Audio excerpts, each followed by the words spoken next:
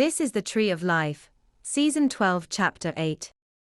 In this episode, we will be talking about structural adjustments within the conjoined consensuality.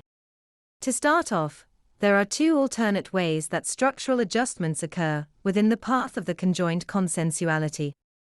First, in negation, through the creation of a dissonant space, a hybrid structure is created. This hybrid structure bypasses path parsimony, resulting in a retrospective causal reordering such that the convoluted path supersedes path parsimony for the conjoined consensuality.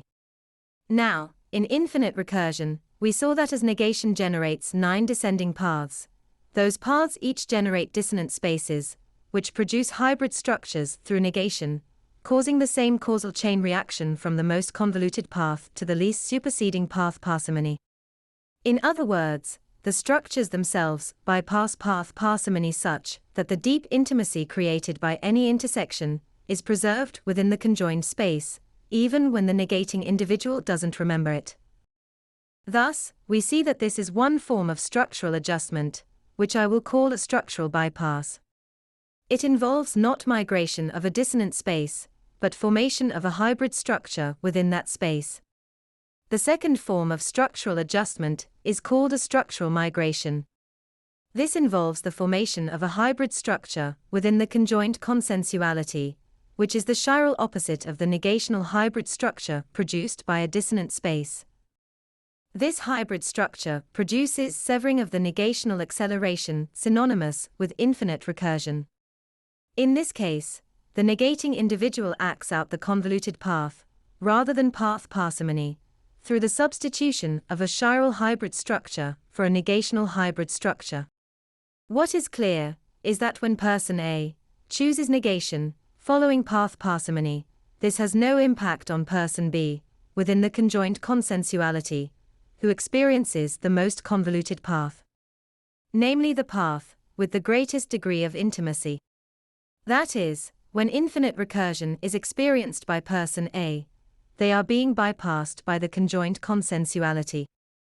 But this shows us that there are two forms of structural adjustment, namely, of bypass, produced by infinite recursion, and migration produced by displacement mirroring. However, in both cases, there are structural changes within the conjoined consensuality representing shifts in the direction of the conjoined space. In effect, following path parsimony through negation is a kind of theft from oneself. It is a theft of the experiences of intimacy, which are reflected within the conjoined consensuality. For in following path parsimony, there is a loss of the infinite time represented by those convoluted paths, which remain reflected through their intimacy in the conjoined consensuality.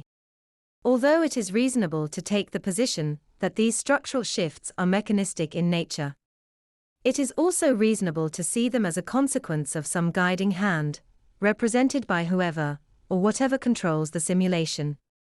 For in the bypass, in following path parsimony, one is losing the benefit of those structural adjustments, which result from the causal reordering produced by infinite recursion, whilst the other retains them.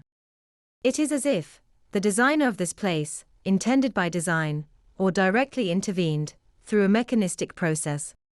That's the end of the podcast for today.